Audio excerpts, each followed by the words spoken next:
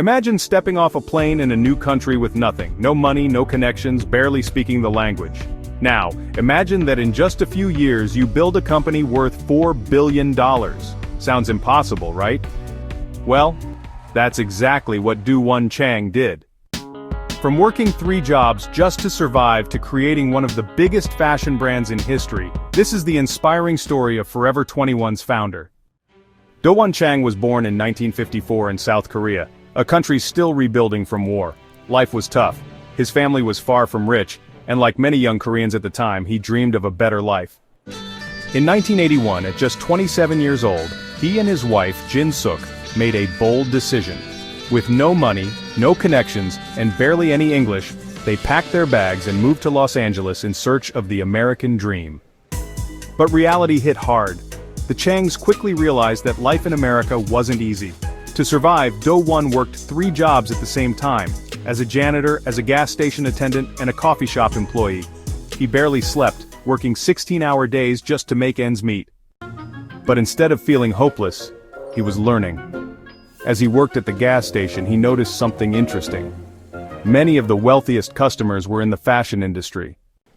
That observation changed everything. Do Won became obsessed with the fashion business. He studied how brands operated, how clothing was priced, and what customers loved. He and Jin Suk saved every single dollar they could, cutting costs wherever possible. After 3 years of non-stop work, they finally had $11,000 in savings. With that money in 1984, they opened a tiny 900-square-foot clothing store in Los Angeles. They called it Fashion 21. Their first store was a huge success. In just 1 year, sales jumped from $35,000 to $700,000. Their secret? Affordable, trendy fashion that appealed to young shoppers. They quickly expanded, rebranding the company to Forever 21, symbolizing a youthful, trendy lifestyle. But the real magic? Speed. Unlike other brands that took months to release new collections, Forever 21 released new styles every few weeks. They copied runway trends, made them cheap, and got them in stores fast. This became known as fast fashion. By the early 2000s, Forever 21 was unstoppable. They expanded from one tiny store to over 800 locations in 57 countries. Sales hit $4 billion, and Do Won Chang became one of the richest entrepreneurs in fashion. For years, Forever 21 was the go-to brand for affordable fashion. Celebrities wore it, malls couldn't get enough of it, and shoppers lined up for new collections.